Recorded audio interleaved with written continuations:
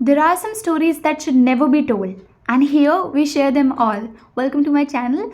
So, those people who are so much into horror stuffs and spooky things, you're at the right place. Do subscribe my channel and let us begin.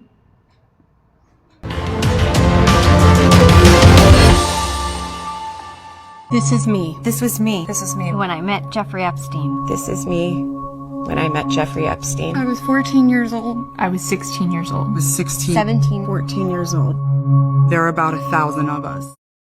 ये कहानी थोड़ी dark है, thriller जैसी लगती है, लेकिन real life की है।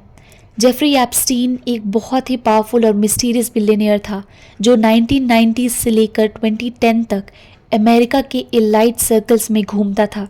Politicians, royal family members, big businessman, scientists, celebrities सबके साथ उसकी पहचान थी।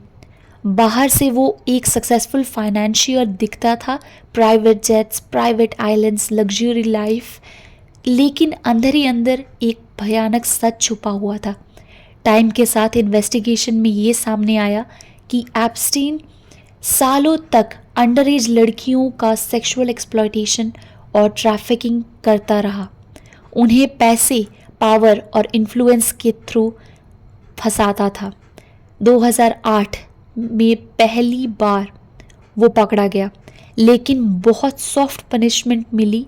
लोगों को लगा कि उसने अपने कनेक्शंस का मिसयूज़ करके लॉ से बच निकला। फिर 2019 में दोबारा अरेस्ट हुआ और इस बार चार्जेस बहुत सीरियस थे, sex trafficking of minors. Jail में रहकर वो ट्रायल्स का वेट कर रहा था, लेकिन अचानक एक दिन खबर आई कि एप्स्टीन जेल के अंदर ही डेड मिला। ऑफिशियली कहा गया सुसाइड, लेकिन यहीं से पूरी दुनिया में डाउट, क्वेश्चंस और थियोरीज शुरू हो गई। सीसीटीवी का ना काम करना, गार्ड्स का सो जाना, इतना हाई प्रोफाइल प्रिजनर और इतनी बड़ी सिक्योरिटी लैब्स। लोगों को लगा शायद वो बोलने वाला था, शायद बहुत बड़े नाम एक्सपोज होने वाले थे। उसकी डेथ के बाद भी केस ख़त्म नहीं हुआ। उसके विक्टिम्स आगे आए। उसकी एसोसिएट गिस्लेन मैक्सवेल को अरेस्ट करके कन्विक्शन मिली और धीरे धीरे डॉक्यूमेंट्स और कोर्ट फाइल से ये क्लियर हुआ कि एप्स्टीन सिर्फ एक आदमी नहीं था, बल्कि एक पूरा सिस्टम था जहां पावर, पैसे और साइलेंस यूज़ करके लोगों को एक्सप्लॉइट किया गया। आज भी एप्स्टीन केस एक सिंबल बन चुका है इस बात का कि जब पावर गलत हाथों में चली जाए तो सच को दबाया जा सकता है, लेकिन पूरी तरह मिटाया नहीं जा सकता। इस पूरी कहानी को अगर नए चैप्टर्स के साथ जोड़ा जाए तो ये और भी ज़्यादा कॉम्प्लेक्स और अनसेटलिंग लगता है। जेफरी एप्स्टीन की डेथ के सालों बाद भी उसका नाम बार बार हेडलाइंस में इसलिए लौट आता है क्योंकि अभी तक पूरा सच सामने नहीं आया। अभी रिसेंटली अमेरिका में एप्स्टीन फाइल्स से कुछ फ्रेश डिस्क्लोजर्स और डॉक्यूमेंट्स रिलीज़ हुए, जिनके साथ कुछ पुरानी नई फोटोज़ भी सोशल मीडिया पर वायरल होने लगी। इन तस्वीरों में एप्स्टीन को फिर से ग्लोबल पावर सर्कल के बीच देखा जा रहा है, high profile parties, social gatherings और एलाइट लोगों के साथ। जैसे ही ये इमेजेस सर्कुलेट हुई, इंटरनेट पर डिस्कशन एक्सप्लोड हो गए, क्योंकि इनमें वही बड़े नाम दोबारा दिख रहे हैं जो पहले भी एप्स्टीन के सोशल नेटवर्क्स से जुड़े रहे।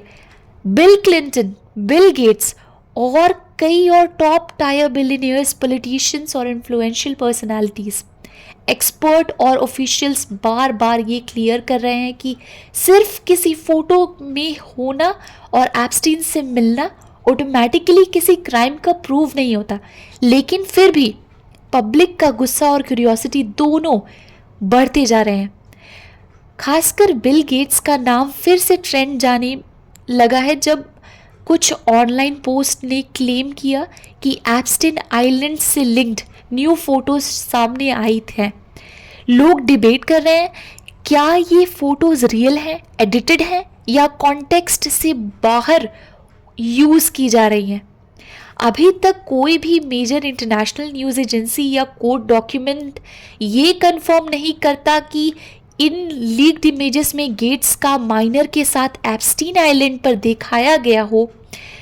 बिल गेट्स पहले ही एक्सेप्ट कर चुके हैं कि उनकी एप्स्टीन के साथ मीटिंग्स हुई थी, मेनली फिलैंथ्रोपी और फंडिंग डिस्कशंस के लिए, लेकिन उन्होंने साफ तौर पर डिनाई किया है कि उनका एप्स्टीन के इलीगल कामों से कोई लेना देना नहीं था।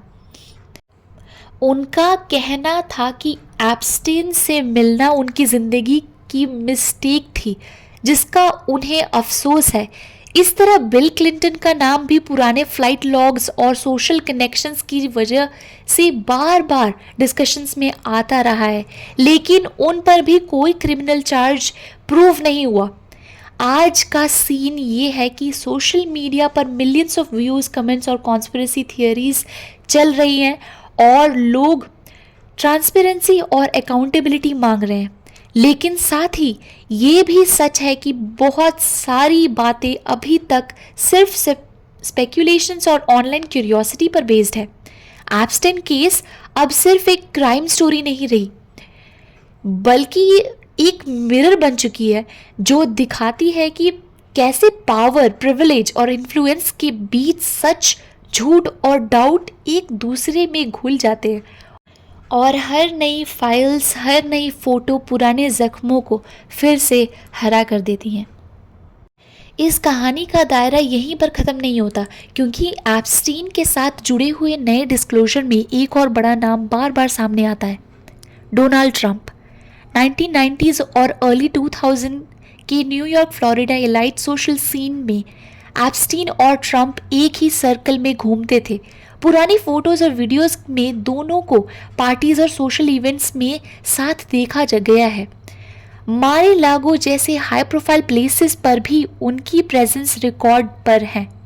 जैसे ही एप्स्टीन फाइल से नई तस्वीरें और डॉक्यूमेंट्स पब्लिक हुए, सोशल मीडिया पर ट्रंप का नाम फिर से ट्रेंड करने लगा, बिल्कुल वैसे ही जैसे बिल क्लिंटन और बिल गेट्स का होता रहा था। लेकिन यहाँ भी वही बात रिपीट होती है।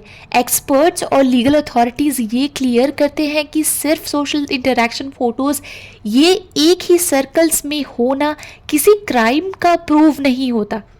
डोनाल्ड ट्रंप ने खुद पहले इंटरव्यूज़ में कहा था कि वो एप्स्टीन को जानता था, लेकिन बाद में उनसे डिस्टेंस बना लिया और उनका कहना था कि उनका एप्स्टीन के इलीगल एक्टिविटीज़ से कोई लेना देना नहीं था। What's your opinion on this? Let me know in the comment.